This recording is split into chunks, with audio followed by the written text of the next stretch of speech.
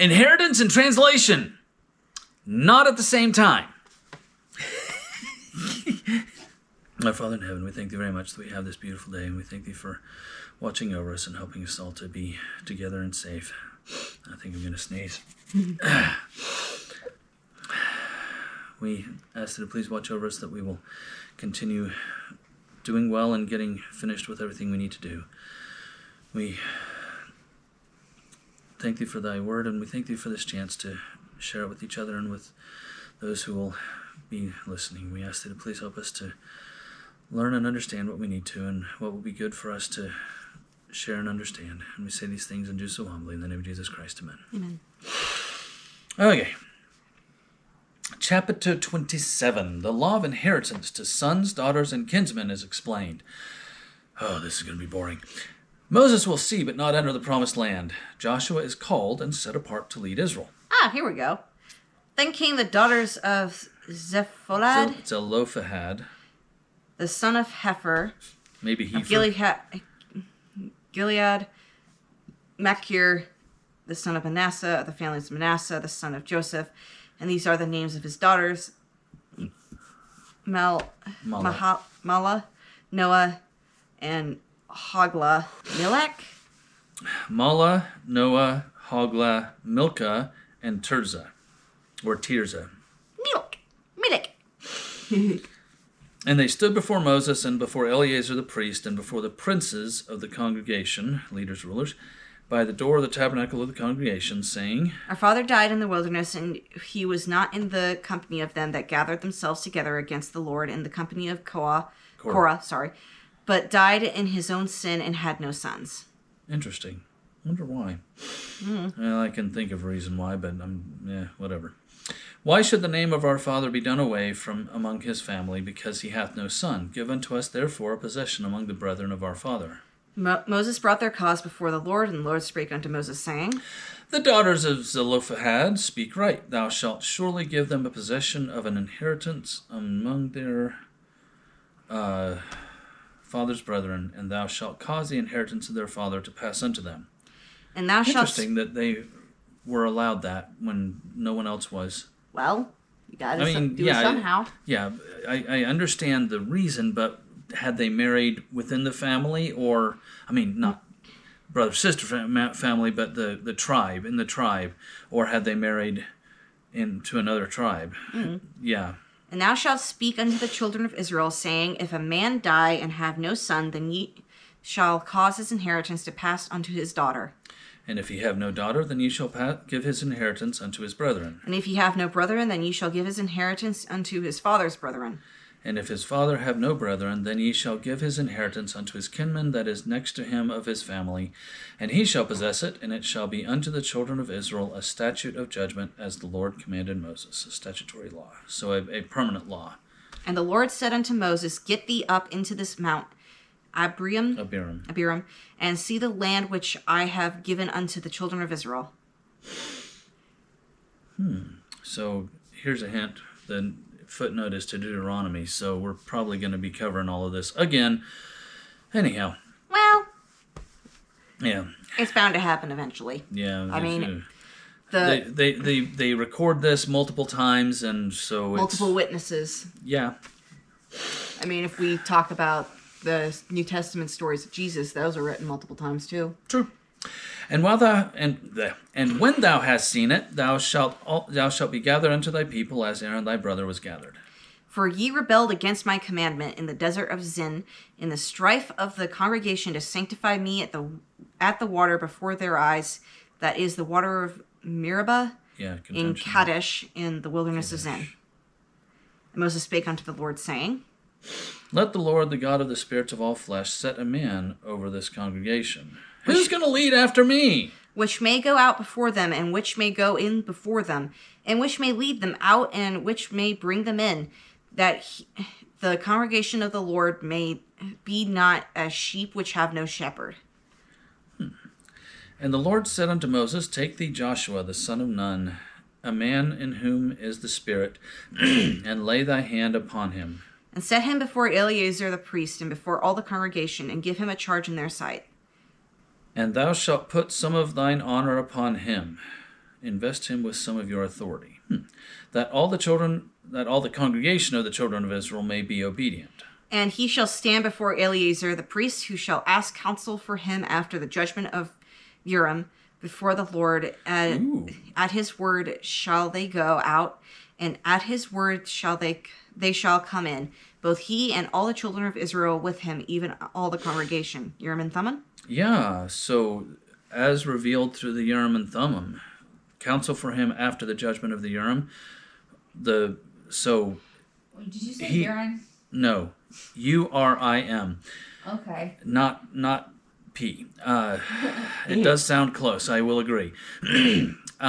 So he is being given the responsibility and the ability to view the Urim and Thummim and see the prophecies of God through it. Cool. And Moses did as the Lord commanded him, and he took Joshua and set him before Eleazar the priest and before all the congregation. And he laid his hands upon him and gave him a charge as the Lord commanded by the hand of Moses. A short one, but... Could you do that again? You kind of lost me a second there. Just, he gave him a priesthood blessing to be the next leader of Israel. Oh, you're not going to read it again? No. It doesn't need to be read again. It's the same thing. Let's go ahead and do 28. That was too quick. Yeah. Barely 10 minutes. Yeah. Sacrifices are to be offered each morning and evening on the Sabbath on the first day of each month, at Passover, on each day of the feast of unleavened bread, and at the feast of the first fruits. I'm sorry. First of the feast fruits? English is hard sometimes. Yes. I do that occasionally. Yeah, and the Lord spake unto Moses, saying... Setting this up, how many thousands of animals did they have? You've got 365 times 2, that's 712 animals just for the morning and evening sacrifices. Plus, you've got each Sabbath, you've got the first day of the month, you've got Passover, you've got the Feast of the Unleavened Bread, the Feast of the First Fruits. If we add another 365, just for the sake of doing it. I mean, this is nuts. They're slaughtering, sacrificing. That's basically 1,000 every year. For all intents and purposes, it may as well be 1,000. So you have to have 5,000 or 10,000 to be able to support that level of removal, as well as be able to refresh the numbers. Right. Okay. Command the children of Israel, and say unto them, My offering and my bread for my sacrifices made by fire, for a sweet savour unto me, shall ye observe to offer unto me in their due season. And thou shalt say unto them, This is the offering made by fire, which ye shall offer unto the Lord, 2 lambs of the first year without spot, day by day, for a continual burnt offering. That's an interesting question. Would this be... I mean, we watch the channel Sandy Brock, and she's a sheep owner, herder, and so forth. She has around 200 animals, but she sets up a system so that she is able to have 3, she used to do 4, but now she's knocked it down to 3 birth sets per year. Not sure if that's helping her or hurting her at this point, because she has such a large group that gives birth all at once. But either way, during the course of the year, there is a normal time for the ewes, the female lambs, the mothers, to desire to become pregnant, be in heat. Right. And so during the time waiting for the next time of normal heat, would they just use an animal that was already a year old and a little bit, or would it be within the first year? I mean, that's something I've never really... I have had that question before, but I've never really known... Or thought on it. I have thought on it a little bit, but it's just one of those... How do you figure that out? Do they have the sheep get pregnant year-round? Because Sandy doesn't have them get pregnant unless she kind of forces the issue. Anyhow, she does a hormone treatment that helps them all go into heat at about the same time. Right, that and just go into heat at all, because like her winter late fall winter Batch. mating ritual system, she has to force the issue a little bit. So we don't know if that happens throughout the year. I don't know. Anyhow, the one lamb shalt thou offer in the morning, and the other lamb shalt thou offer at even. And a 10th part of an ephah, of flour for a meat offering, mingled with the 4th part of a hin of beaten oil. Again, how do you get a beaten oil? Whatever. Whack, whack, whack. Yeah, but is it still? You chop up the olives, because I'm very confident that they wanted to use olives, but do they? How many pressings do they go through for the oil to be considered sacrificial quality? It is a continual burnt offering, which was ordained in Mount Sinai for a sweet savor, a sacrifice made by fire unto the Lord. And the drink offering thereof shall be the 4th part of an hin for the one lamb. In the holy place shalt thou cause the strong wine to be poured in unto the Lord for a drink offering. And the other lamb shalt thou offer at even as the meat offering of the morning, and as the drink offering thereof thou shalt offer it, a sacrifice made by fire of a sweet savor unto the Lord. And on the Sabbath day 2 lambs of the first year without spot, and 2/10 deals of flour for a meat offering mingled with oil, and the drink offering thereof. This is the burnt offering of every Sabbath beside the continual burnt offering and his drink offering. So yeah, this is, or the drink offering thereof. I imagine that the woodcutters would have a lot of work to do as well as wood gathering. Grief, yeah, and would they be able to get away with doing burning of the weeds as a fuel source? I mean, that could help a little bit alleviate the loss of wood. they're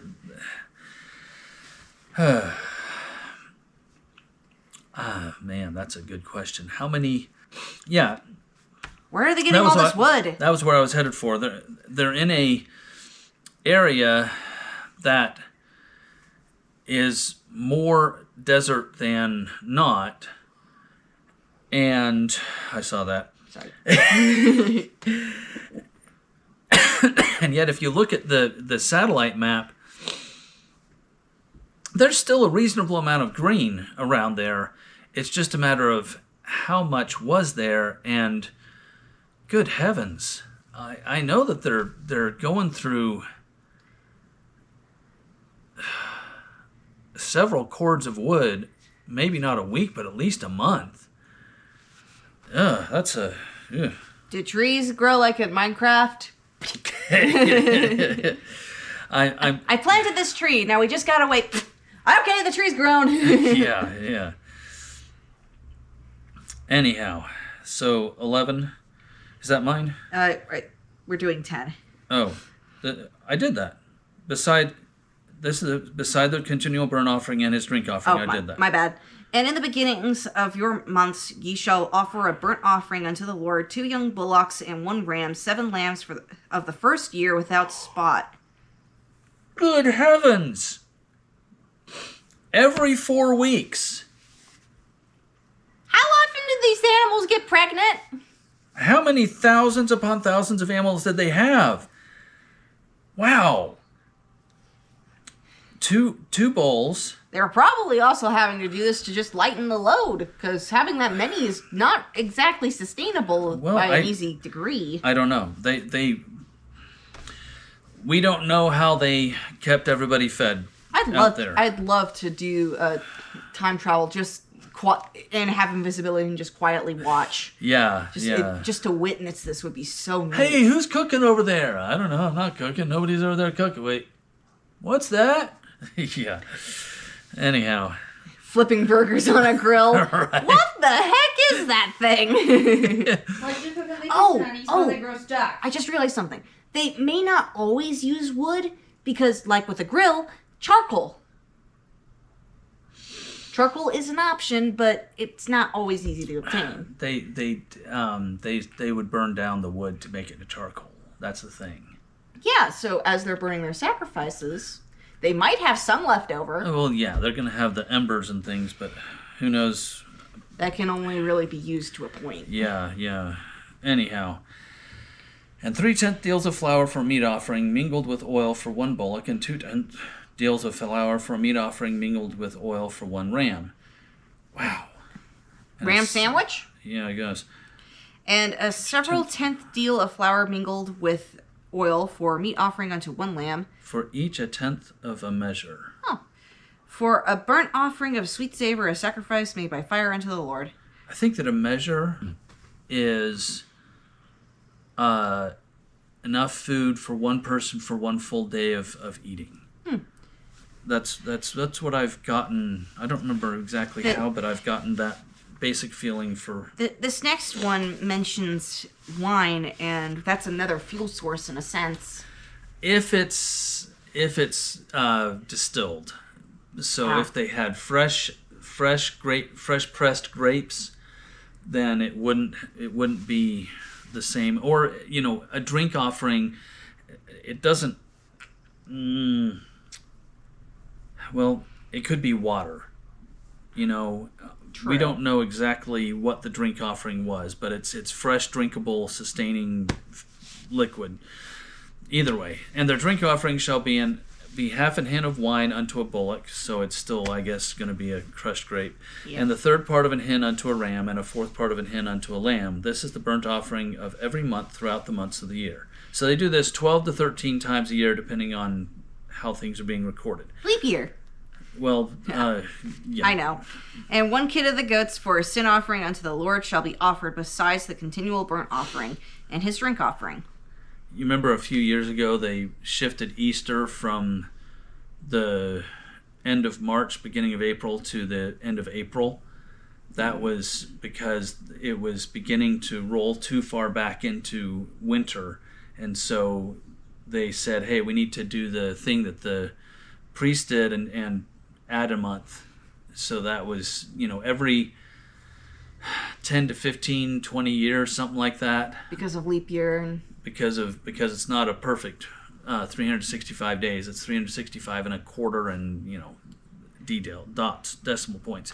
So they would they would add a month every 20 years or so to keep the calendar close to accurate for the season and weather and so forth.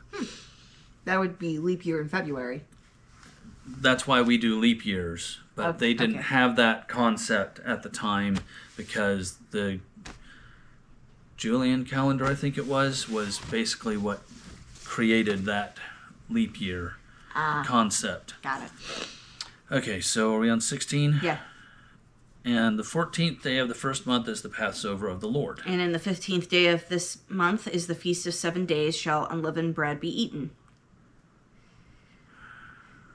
14th day, so 15th day, okay. The 14th day you kill the Passover, and then the next day, and for about a week, I think it is, you eat unleavened bread. And the first day shall be an holy convocation, or a sacred meeting.